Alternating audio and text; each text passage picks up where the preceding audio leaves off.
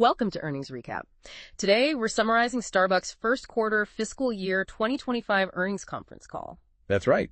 On the call, we heard from Chairman and CEO Brian Niccol and also Rachel Rogeri, the EVP and CFO. And Tiffany Willis, SVP of Investor Relations, kicked things off. The call itself was Wednesday, January 31st, 2025. Yeah, and it's a really interesting time for them. They're very much in this turnaround phase, focusing on their back to Starbucks strategy. So our plan for this deep dive is to really pull out the key numbers, get a sense of management's take on how things are going, where they're headed. And also touch on some important questions from the analysts, see what insights came out of that Q&A. Okay, let's get right into those key financials then. Brian Niccol and Rachel Rogeri laid out the numbers.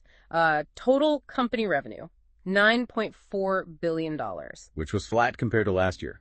Basically no change year over year on the top line. Right. And a big number here. Global comparable store sales actually declined by 4%. Mm-hmm.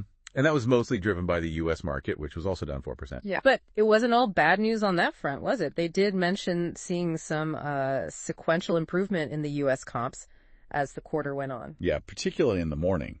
So while that overall 4% drop isn't great, the fact it was kind of getting less bad maybe during the quarter. Especially in that key morning slot. Exactly. It suggests maybe some of their initiatives are starting to, gain a little traction, something to watch. Definitely. Okay, profitability. A global operating margin, 11.9%. And that was a contraction, down 380 basis points. Pretty significant. Yeah, and Rachel Rogeri walked through why. Part of it was deleverage, basically. Flat sales mean fixed costs eat up more margin. Right, and then those big investments they're making. Labor, marketing, tech. Partner wages, benefits, more hours for staff. Plus, they got rid of that extra charge for non-dairy milk. All those things put pressure on the margin. But she did point out some offsets, too. Like what? Well, the pricing they took last year is now annualized, so that helps the comparison. Yeah. And they found some efficiencies outside the stores, mainly in the supply chain. Got it. So push and pull factors there. And the bottom line, earnings per share, EPS. These out at $1.69, which was down 22% compared to the same quarter last year. And there was a little detail in there about tax rate, right? Yeah, a little 2-cent benefit from a lower effective tax rate. Mm-hmm. But she made it very clear that was a discrete item, a one-off. Don't expect that for the rest of the year. Good clarification. Important not to bake that into future expectations. What about store growth? They added 377 net new stores globally in Q1. Okay. And interestingly, in the U.S., those new stores apparently contributed nearly 90% revenue incrementality in their trade areas. Wow, so the new stores are really pulling their weight, it sounds like, hitting the ground running. Seems that way, which probably feeds into their confidence about, future expansion potential. Makes sense. And finally, on the financials, customer spending, U.S. ticket growth. Strong, up 4%. And what drove that? They said it was mostly pricing from the prior year, plus customers adding more items attached, they call it, and fewer discounts being offered. So even though they ditched the non-dairy upcharge and maybe saw some mix shift towards cheaper items, the higher average spend offset that. Pretty much. So customers are spending more per visit, on average, which is definitely a positive sign despite some of the other pressures. Okay, that gives us a good picture of the Q1 numbers. Let's shift now to what Brian Niccol said about performance and, more importantly, the future strategy, that back to Starbucks plan. Yeah, he laid out 4 core initiatives, specifically for the U.S. market, very clearly defined. What's the first one? Reintroduce Starbucks to the world. Basically, getting back to their coffee roots. How are they doing that? Well, they've cut back heavily on discounts, 40% fewer discounted transactions year over year. That's huge. Wow. They also removed that extra charge for non-dairy milk, simplifying things. Mm-hmm. And they launched a new marketing campaign, Coffee Forward US. And is it working?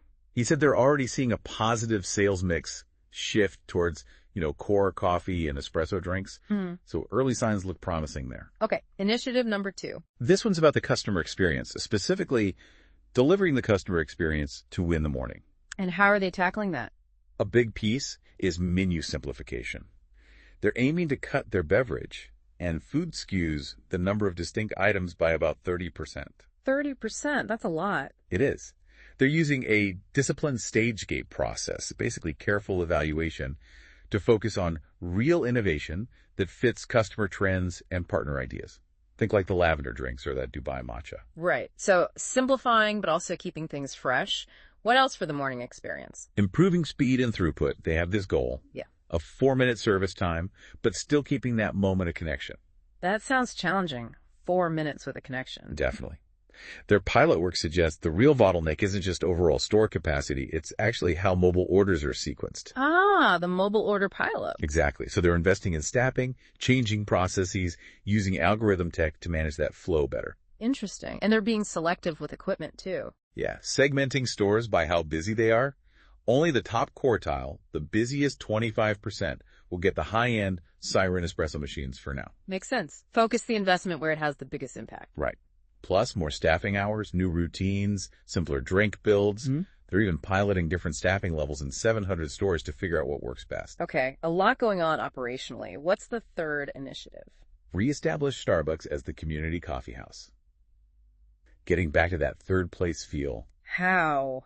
What are they doing? Bringing back the condiment bars. That was a big one people noticed. Yeah, I heard about that. Reintroducing ceramic mugs for here orders, encouraging partners to write notes on cups, new cafe service standards. Yeah. And expanding free refills on basic coffee and tea, even for non-rewards members. Plus a new code of conduct for the cafes and continuing the Clover Vertica brewer rollout. So really trying to make the cafes more welcoming again. Seems like the goal. And the fourth initiative. Let me guess. It's about the partners. You got it. Ensure Starbucks is the unrivaled best job in retail, recognizing how vital their employees are. What are the specifics there? They've more than doubled paid parental leave. Committed to promoting internally for 90% of retail leadership roles over the next 3 years. That's a strong commitment. And they're seeing results. Better shift completion, partners working more hours on average, improved retention, better engagement scores. So the investments in people seem to be paying off internally. Yeah. And they're continuing to focus on staffing models, benefits, pay, career paths, the whole package. Okay. That covers the 4 U.S. pillars. Did Nickel talk about international? Briefly. Positive outlook for Italy, Japan, South Korea. He also just visited China for the first time since becoming CEO. And his take on China? Highlighted the brand strength there, the quality of the team, the premium experience they offer, and, the unique market dynamics and opportunities. Any cross-pollination of ideas? They're exploring strategic partnerships in China and potentially looking at supply chain learnings from China that could be applied back here in North America. Interesting. Okay, let's switch back to the financials, but looking forward, what did Rachel Ruggeri say about the outlook? Well, first, she said Q1 performance actually met their own expectations. And they are seeing early, gradual progress on the Back to Starbucks plan, including that slow improvement in top-line revenue we talked about. So hitting internal targets, which is good context, but she gave a warning about Q2, right? Yeah, she cautioned that Q2 fiscal 25 is expected to have the lowest EPS of the year. Why is that? A few things. Seasonality plays a role. Plus, costs tied to that organizational restructuring. They're doing severance, benefits, things like that. Okay. And they're still making those elevated investments, while the year-over-year comparison gets tougher in Q2. So a bit of a dip expected in the next quarter. What about the second half of the year? Expected to improve. Sequentially, quarter-over-quarter, and also year-over-year compared to the back half of fiscal 24. So short-term pressure, but longer-term optimism. What about coffee costs? That's always a factor. Minimal impact in Q1, she said, thanks to their sourcing and hedging. For Q2, they expect maybe a penny per share negative impact, even with hedges. Just a penny. Seems manageable. For the main business, yeah. But she did note higher bean prices could potentially hurt volumes and profits more in their channel development business, the packaged coffee and K-cups you see in grocery stores. Ah, okay. Good distinction. Anything else on the financial health? Just emphasize the strong balance sheet, commitment to their BBB plus credit rating, and continuing to prioritize returning value to shareholders through dividends. Maintaining the dividend even during a turnaround is usually seen positively. What about overhead costs, G&A? Expect G&A as a percentage of revenue to be higher for the full fiscal year 25 compared to 24. Why? Mostly because they're comparing against lower performance-based compensation costs last year. Makes this year look higher, relatively. Ah, the comparison effect. Exactly. And specifically in Q2, G&A will spike because of those restructuring charges we mentioned. But they do expect some savings from that restructuring to kick in later, maybe Q4. Got it. So near-term cost spike from restructuring, some savings later, but overall G&A percentage up for the year due to bonus comparisons. That's the picture she painted. Okay, let's dig into the Q&A. Analysts always ask interesting questions. What were some highlights? Well, they definitely pressed on that sequential sales improvement. How did it happen? And Nickel's answer? He pointed squarely at the shift away from heavy discounting towards broader marketing, emphasizing coffee craft, the premium experience. Yeah. He said it's bringing in more non-rewards customers and helping that morning day part, and partners are getting behind it too.